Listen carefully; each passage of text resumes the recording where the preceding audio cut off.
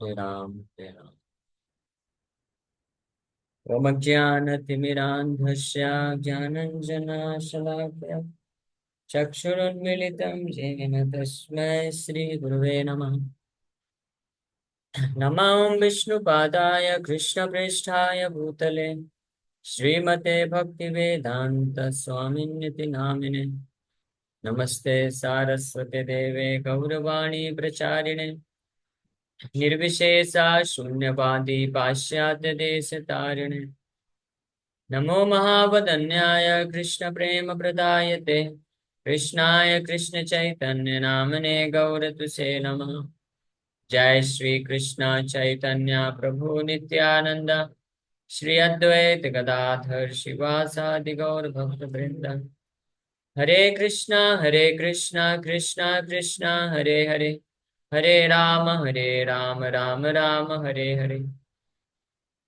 हरे कृष्णा। तो आप सभी भक्तों का हार्दिक स्वागत है आज के भगवद गीता के डिस्कशन में। तो हम लोग चर्चा, बोलिए, केवल दे रहे हैं, केवल ले लीजिए। तो हम लोग चर्चा कर रहे थे चौथा अध्याय और इसका श्लोक संख्या 19, 19 नंबर श्लोक पे थे। बहुत महत्वपूर्ण श्लोक है। यस्य सर्वे समारंभा काम संकल्प वर्जिता ज्ञान अग्नि दग्ध कर्माणम तमाहु पंडितम बुधा, तमाहु पंडितम बुधा। One is understood to be in full knowledge. Pandita means full knowledge, जिसके पास पूर्ण ज्ञान होते हैं उसको पंडित बोलते हैं।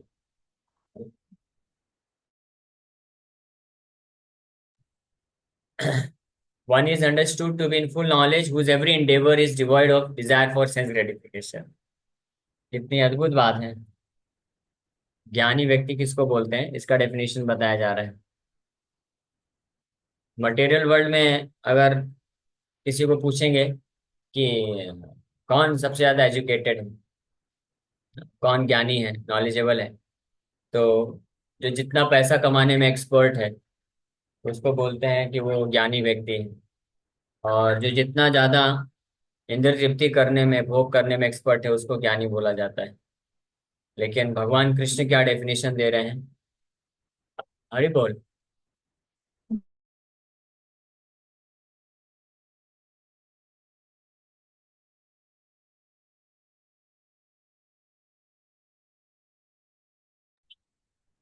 तो भगवान कृष्ण ज्ञानी व्यक्ति का, पंडित का डेफिनेशन बता रहे हैं यहाँ पे। क्या डेफिनेशन है? काम संकल्प वर्जिता यश सर्वे समारंभा काम संकल्प वर्जिता। जिसके हर प्रकार के जो इंडेवर हैं कार्य करने के, कुछ भी कार्य करता है उसके लिए जो चेष्टा करता है, उस कार्य को करने से कुछ एक्सपेक्टेशन नहीं है इंद्र तृप्ति के लिए, सेंस ग्रेटिफिकेशन के लिए। One is understood to be in full knowledge, वो व्यक्ति पूर्ण ज्ञान में स्थित माना जाता है। हुज एवरी endeavor इज, जिसका हर प्रयास is devoid of desire for sense gratification, जिसका हर प्रकार का प्रयास इंद्रिय तृप्ति करने की भावना से, बंद करना, की भावना से विहीन है, सेंस ग्रेटिफिकेशन को प्राप्त नहीं करना चाहता है, उसको बोलते हैं पंडित व्यक्ति। तो प्रैक्टिकली इस संसार में हर व्यक्ति कोई भी कार्य करता है तो सबसे पहले जो सबसे पहला पैरामीटर होता है कि इसको करने से मुझे कितना इंद्रिय भोग मिलेगा, in terms of money, in terms of name fame, in terms of facilities, यही देखता है ना। किसी को कोई जॉब चाहिए या धंधा करता है तो क्या चेक करता है? ये सब चीजें चेक करता है कि कितना पैसा मिलेगा, कितना प्रॉफिट होगा, और कितना फैसिलिटी है, कितना कंफर्टेबल है। और इसको सब अच्छा ही माना जाता है। बोलते हैं कि ऐसा जॉब करने का क्या फायदा जिसमें आप को कंफर्ट नहीं है, जिसमें आप फैमिली के साथ रह नहीं सकते हैं। अभी माफ करिएगा, मैं कुछ चीजें बोलने जा रहा हूँ, पूरा सुनिएगा, उसके बाद फिर ब्लेम करिएगा, नहीं तो पहले आप लोग मुझे जो है डांटने लग जाएंगे तो अच्छा नहीं रहेगा। तो भौतिक भौतिक दृष्टिकोण से, मटेरियल पर्सपेक्टिव के हिसाब से ऐसा लोग सोचते हैं क्या, और उसको अच्छा मानते हैं। तो ये जो इंद्रिय तृप्ति है, सेंस ग्रेटिफिकेशन अलग अलग लेवल पे होता है। जो व्यक्ति जो ग्रॉस सेंस ग्रेटिफिकेशन, जो अपने इंद्रियों की संतुष्टि के लिए केवल कार्य करता है, तो उससे बेटर होता है वो व्यक्ति जो अपनी इंद्रियों के ऊपर उठ करके अपने समाज, परिवार, देश के इंद्रियों की तृप्ति के लिए कार्य करता है। लेकिन वास्तव में कोई खास अंतर नहीं है, कोई डिफरेंस नहीं है इन स्पिरिचुअल पर्सपेक्टिव से अगर देखा जाए तो।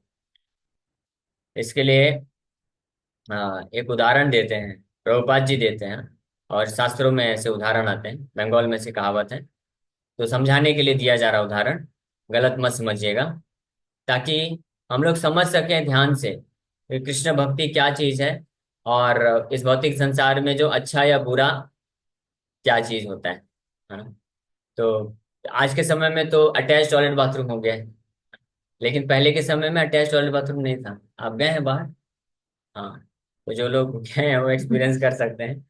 तो पहले ओपन फील्ड में जा करके जाते थे। जैसे आप अगर आपने देखा होगा गांव वगैरह में गाय भैंस होते हैं, वो लोग ऐसे चलते चलते वो ओपन फील्ड में करते हैं। तो पहले के समय में लोग ओपन जाते थे, तो आफ्टर पासिंग स्टूल से जो अपर पोर्शन होता है सूर्य की गर्मी के कारण सूख जाता है, और नीचे का पोर्शन गीला रहता है। तो एक व्यक्ति बोलता है कि ऊपर वाला भाग अच्छा है, नीचे वाला खराब है। इसमें अच्छा बुरा क्या है? After all it is stool only, ये तो मल ही है ना।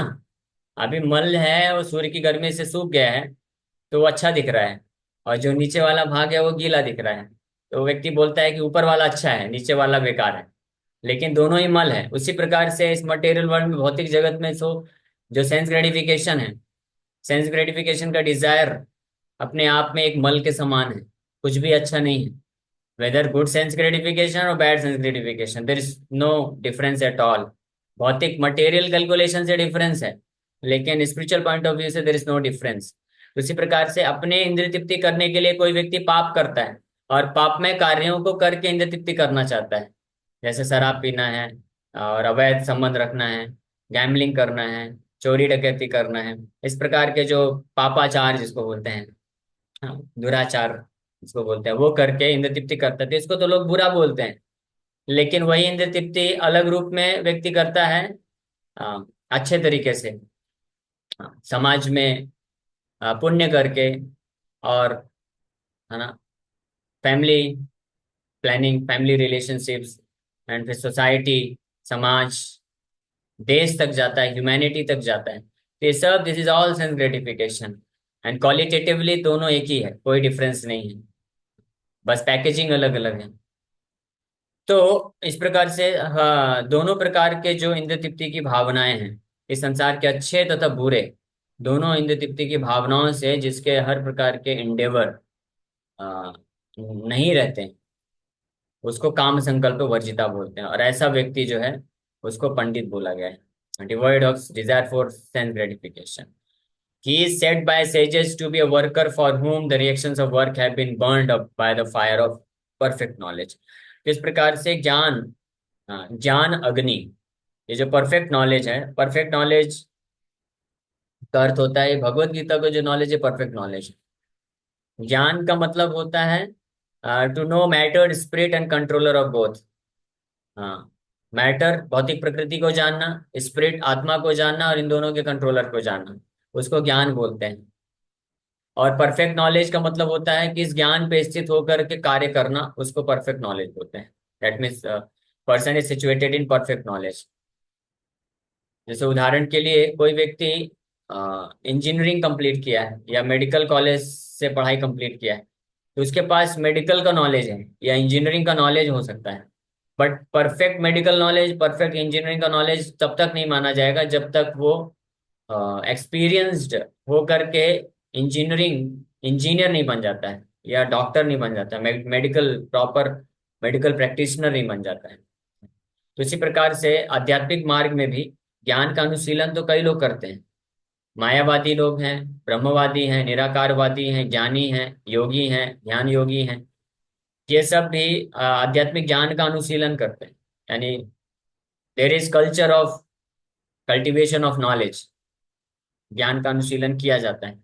और कई लोग जानते भी हैं, ज्ञान के अनुशीलन करके शास्त्रों की मदद से, तपस्या के माध्यम से इस अंडरस्टैंडिंग समझ तक आ जाते हैं कि हम लोग ये शरीर नहीं और आत्मा है।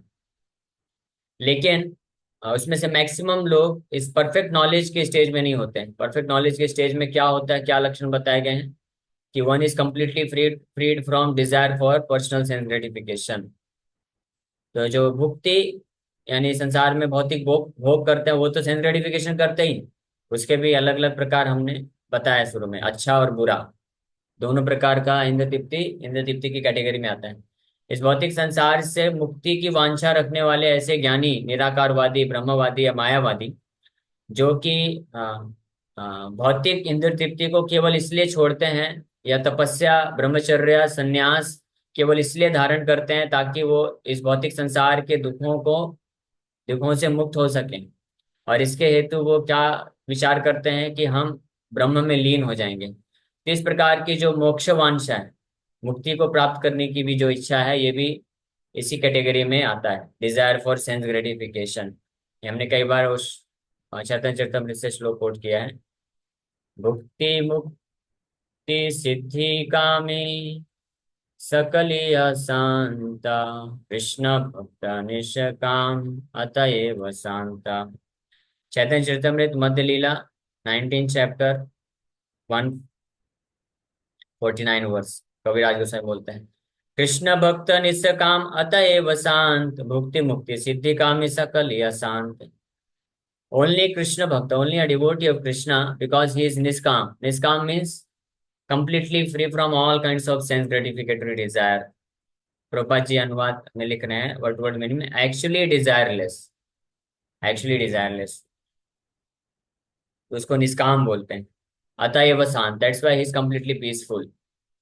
और वहीं दूसरी ओर भुक्ति, भुक्ति मतलब मटेरियल एंजॉयमेंट, भुक्ति मतलब लिबरेशन फ्रॉम मटेरियल एक्टिविटीज, मोक्ष प्राप्त करना दुखों से मुक्त होने के लिए। और सिद्धि मतलब परफेक्शन इन योगिक परफॉर्मेंस। 8 प्रकार की सिद्धियां होती हैं, अणिमा, लघिमा, प्राप्ति, कामा, वसायति। ये सब सिद्धियों को प्राप्त करते हैं योगी। तो ये सब क्या बोले गए हैं, ये सबको कामी की कैटेगरी में रखा गया है। दोज हु आर डिजायरस, कामी। कामी means, literal meaning of kama is lust. Kami means lusty. So one who desires material enjoyment in this material world, he is also lusty. One who desires to get rid of all kinds of material miseries and want to merge into the existence of God, he is also kami, lusty. And siddhi, one who desires perfection by performing some kind of spiritual practices, he is also कामी, lusty। और इसलिए वो हमेशा अशांत रहते हैं। लेकिन कृष्ण भक्त जो होते हैं completely free from all sense gratificatory desire होते हैं। हाँ, इस ये अर्थ है यहाँ पे काम संकल्प वर्जिता। तो काम संकल्प वर्जिता मतलब ये तीनों प्रकार की काम वासना या इंद्र तृप्ति की भावना से वो मुक्त होते हैं। और इसी को परफेक्ट नॉलेज बोला जाता है, इसी को ज्ञान अग्नि बोला जाता है। और इस ज्ञान अग्नि के प्रभाव से ही दग्ध कर्माणम, जो कर्म, कर्माणम मतलब कर्म और कर्म का बंधन, रिएक्शन ऑफ कर्म, उसको कर्म बोलते हैं। कर्म इन जनरल जब कर्म बोला जाता है तो that refers to activities which are prescribed in scriptures, generally meaning लिया जाता है। लेकिन कर्म का जो एक्चुअल अंडरस्टैंडिंग है, कर्म में वो सारी चीजें आती हैं। कर्म में the sinful desires seed form में, बीज के रूप में जो हृदय में सेंस ग्रेटिफिकेशन, इंद्रिय तृप्ति करने की जो प्रवृत्ति है, उसको भी कर्म बोलते हैं, वो भी कर्म का ही पार्ट है। फिर उस प्रवृत्ति के कारण जो इंक्लिनेशन होता है, यानी सीड अभी अंकुरित हो रहा है, छोटा पौधा बन रहा है, यानी inclination to perform certain kind of activity. इस लाइफ में, इस जीवन में हर व्यक्ति को अलग अलग प्रकार का इंक्लिनेशन होता है। किसी को जैसे इंजीनियर बनने का इंक्लिनेशन है, किसी को जर्नलिस्ट बनने का इंक्लिनेशन है, किसी को एक्टर बनने का इंक्लिनेशन है, किसी को धंधा करने का इंक्लिनेशन है, किसी को अलग अलग प्रकार के जॉब करने का प्रवृत्ति होता है। तो ये सेकेंड स्टेज ऑफ कर्म है। इसके पहले बीज रूप में there is desire for sense gratification. लेकिन वो जो डिजायर फॉर सेंस ग्रेटिफिकेशन है, जब कोई किसी एक्टिविटी या प्रॉपर इन्वायरमेंट के कांटेक्ट में आता है तो वो फिर फर्दर डेवलप होता है। जैसे कोई बीज है, जमीन पे आप डालिए तो वो फिर अंकुरित होता है और एक छोटा सा पौधा बनता है। तो फिर एक पर्टिकुलर इंक्लिनेशन आता है, इस प्रकार से कार्य करके इंद्रिय तृप्ति करना चाहता है व्यक्ति। और फिर वही और बड़ा होता है तो एक्चुअली वो उस एक्टिविटी को, वो कार्य को परफॉर्म करता है, वो कर्म को करता है। और फिर उसके बाद वो थर्ड स्टेज ऑफ कर्म है। और फाइनल स्टेज में वो कर्म जो है अप्रारब्ध के रूप में फल जो है डिसाइड हो जाता है, डेस्टाइंड हो जाता है कि इस प्रकार का फल उसको प्राप्त होगा वो कार्य को करने से। कि ऐसा ऐसा उसको सुख या दुख मिलेगा। और फिर जब एक्चुअली मिलता है, दैट इज प्रारब्ध, that is the last stage of कर्म। लास्ट स्टेज, आखिरी जो होता है, यानी पौधा बना, फिर वृक्ष बना, और वृक्ष से फल निकलने लग गए हैं। और उस फल को तोड़ करके अच्छे से काट करके आपके प्लेट के सामने रख दिया गया है, और बोला जा रहा है खाओ, खाना ही पड़ेगा। So that is present life. ये जो हमारा वर्तमान जीवन है, इस वर्तमान जीवन में ये जो शरीर मिला है हमको, और फिर ये शरीर के माध्यम से हमको फिर बहुत सारे सुख या दुख मिलते हैं। तो ये वास्तव में प्रारब्ध कर्म इसको बोला जाता है। प्रारब्ध कर्म मतलब कि the reaction is already attend, वो फल ऑलरेडी मिल चुका है। इसलिए इस प्रारब्ध कर्मों को नष्ट करना ये ऑलमोस्ट डिफिकल्ट है। लेकिन जो रिएक्शंस, जो कर्म के लोअर स्टेजेस हैं, वहां पे रूट से काम किया जाता है। लेकिन भक्ति कर्माणि निर्दहति किंतु च भक्ति भाजम, ब्रह्म संहिता में ब्रह्मा जी बताते हैं। भक्ति एक ऐसा पावरफुल टूल है जिसके माध्यम से प्रारब्ध कर्म तक, यानी जो फल ऑलरेडी बन चुका है, यानी आपके सामने फल रख दिया गया है जो कि बहुत खट्टा है और आपको खाना ही पड़ेगा, तो खट्टे फल को भी मीठा करने की शक्ति रखता है। बीज को चेंज करना तो दूर की बात है, वहां तक भी कार्य करता है भक्ति का। तो ये है ज्ञान अग्नि। तो perfect knowledge culminates in pure devotional service. That is why जो नेक्स्ट चैप्टर है, karma yoga action in Krishna consciousness. तो ये जो कृष्णा कॉन्शियसनेस है, हम लोग बार बार बोलते हैं ना, कृष्णा कॉन्शियसनेस, कृष्णा चेतना या कृष्णा भावना, भावित होना, या कृष्ण को ही ध्यान में रख करके कार्य करना। तो ये जो अंडरस्टैंडिंग है, ये जो चेतना है, ये एक्चुअली में नॉलेज का परफेक्शन है। ये परफेक्शन ऑफ नॉलेज है, या परफेक्ट नॉलेज इसको बोला जाता है। ये है ज्ञान योग।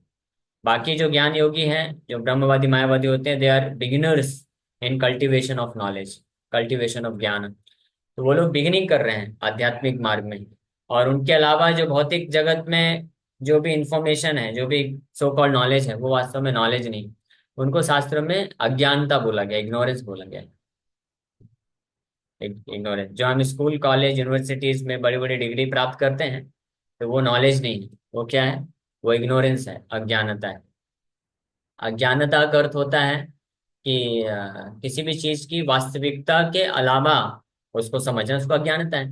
जैसे मान लीजिए कोई स्टूडेंट है, वो मैथ्स पढ़ रहा है, साइंस पढ़ रहा है, तो कोई फॉर्मूला है, एक्चुअल फॉर्मूला ना जान करके उसका कुछ गलत ही रूप जानता है और उसको गलत तरीके से अप्लाई करता है, तो उसको क्या बोलते हैं? कि आप कितने मूर्ख हो, आप इग्नोरेंट हो, ऐसा बोलते हैं ना, अज्ञान। तो वो तो बोलेगा, अरे सर, मैं देखिए फॉर्मूला लगाया हूँ, इतना सारा सॉल्व किया हूँ, आप कैसे बोल सकते हैं कोई नॉलेज नहीं, देखो कितना सारा लिख के रखा हूँ। तो सर क्या बोलेंगे? कान पकड़ के उसको बोलेंगे, नालायक कहीं का, ये सिखाया गया था तुझे? तुमने लिखा तो बहुत कुछ है, फॉर्मूला भी सॉल्व किया है, क्वेश्चन भी सॉल्व करके आंसर भी लेके आ जाता है ना, गलत आंसर। कई बार कुछ स्टूडेंट बड़े चतुर होते हैं। वो लोग क्या करते हैं, क्योंकि कई क्वेश्चन ऐसे होते हैं कि जिसका आंसर, मल्टीपल चॉइस क्वेश्चन में ऐसा अप्लाई करते हैं, जिसका आंसर का आइडिया लग जाता है कि ये उत्तर होना चाहिए, तो वो लोग को प्रोसेस फॉर्मूला से ऐसे ही पता नहीं रहता है, तो लोग सॉल्व तो करते हैं बीच में कुछ भी मन से, आखिरी में आंसर एज इट इज लिख देते हैं। तो जो टीचर सही से चेक नहीं करते हैं, तो आखिरी आंसर दे करके टिक कर देते हैं और मार्क्स दे देते हैं बाद में। लेकिन जो अच्छे से चेक करते हैं वो समझ जाते हैं कि नालायक, तो आंसर तो लिख दिया है सही से, लेकिन प्रोसेस क्या पालन किया है, प्रोसेस तुम्हारा गलत है, इसलिए 0 मार्क्स दे देते हैं। श्यामा माता जी बोल रहे मेरे साथ ऐसा हुआ है। और कई बार कुछ स्टूडेंट ऐसे होते हैं जो एक्चुअल फॉर्मूला सब कुछ अच्छे से किया, लास्ट में बस एक कैलकुलेशन मिस्टेक, सिली मिस्टेक होने के कारण आंसर गलत आ जाता है। लेकिन जो टीचर अच्छे से चेक नहीं करते, वो आखिरी का आंसर दे करके 0 दे देते हैं। तो ऐसा भी कई बार हो जाता है। चौरंगी माता जी के साथ ऐसा हुआ, बोल रही।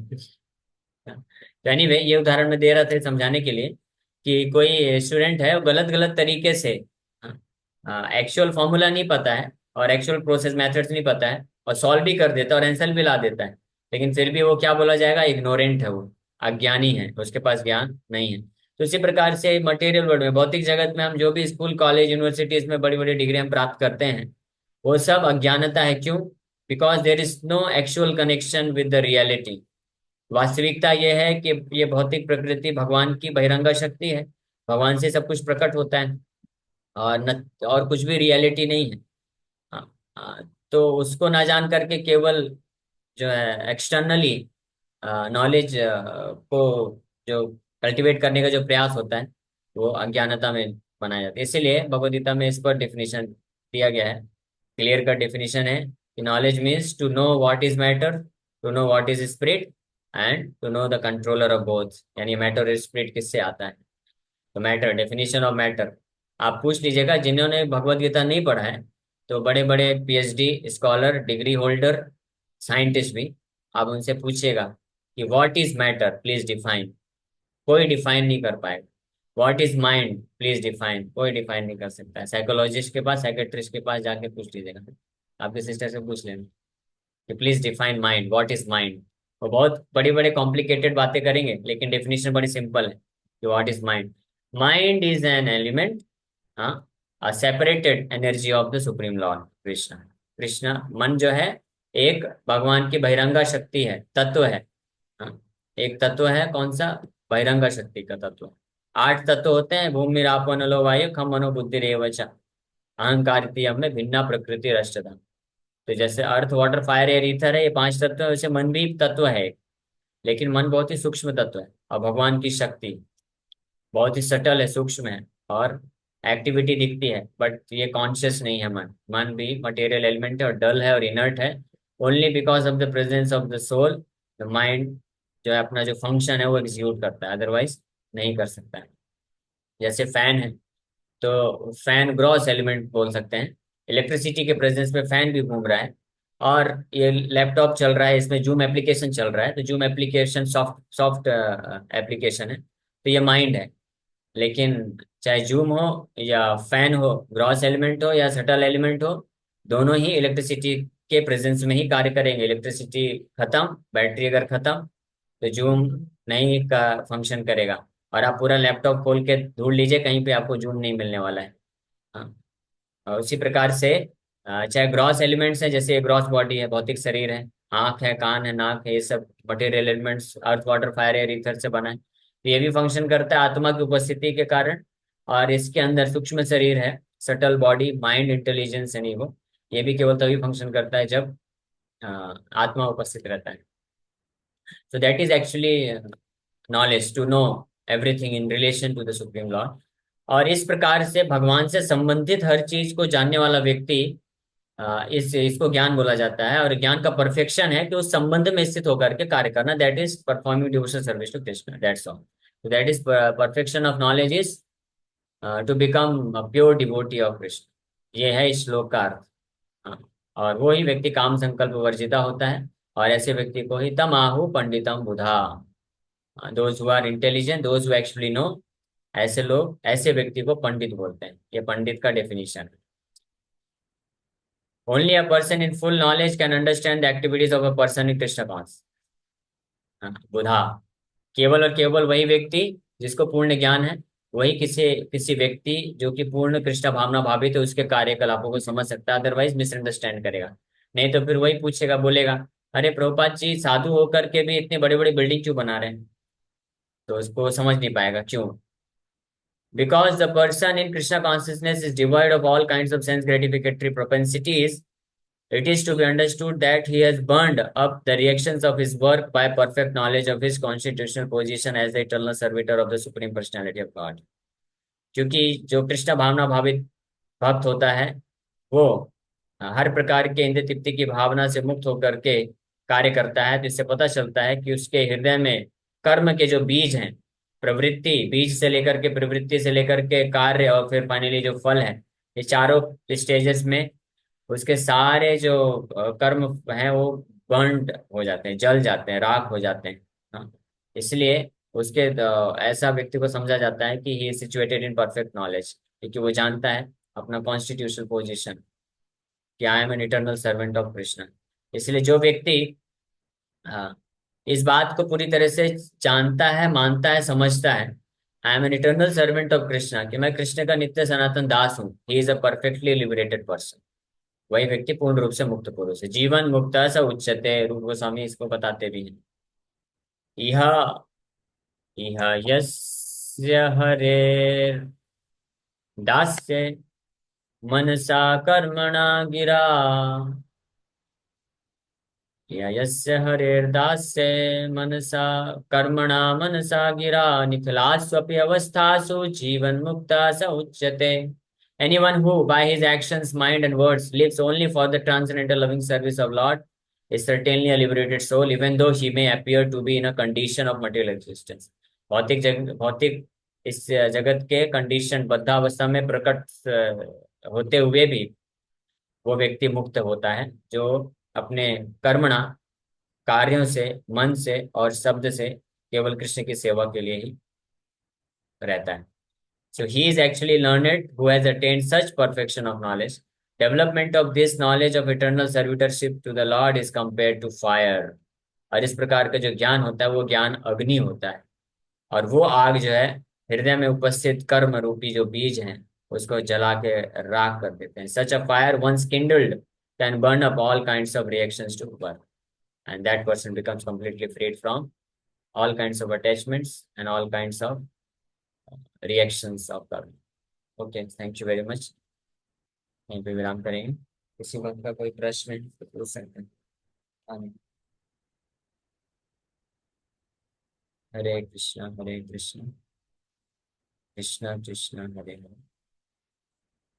हरे Ram Ram Ram. Yes, any question?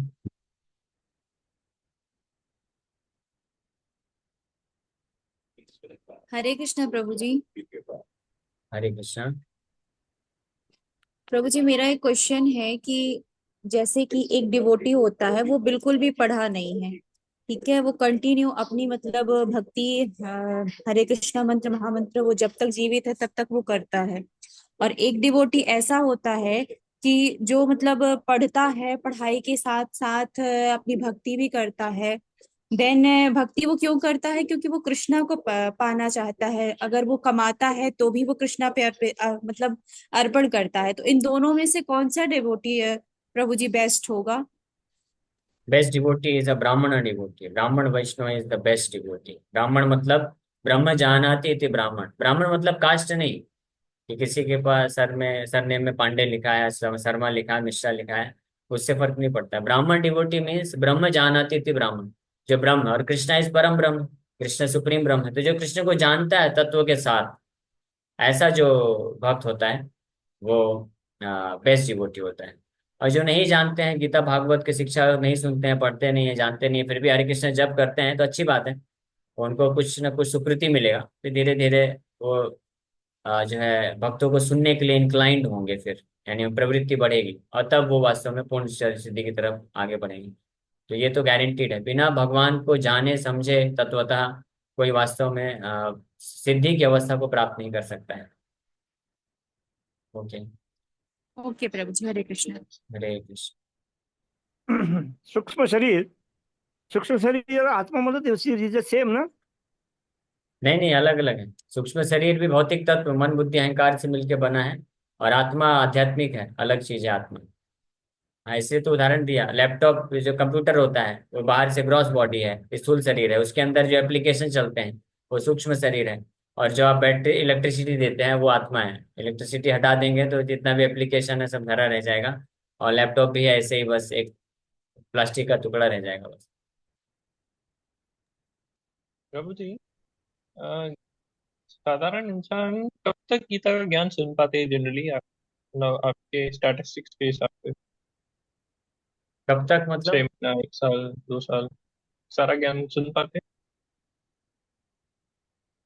साधारण इंसान अगर कोई ध्यान से सुनेगा, हैं? हाँ, श्रद्धा मतलब पूर्वक सुनेगा और समझता जाएगा, तो वो पूरा लाइफ सुनेगा, पूरा लाइफ अट्रैक्टेड रहेगा, और इस लाइफ के वो सनातन रूप से। ओके प्रभु जी, हरे ओके।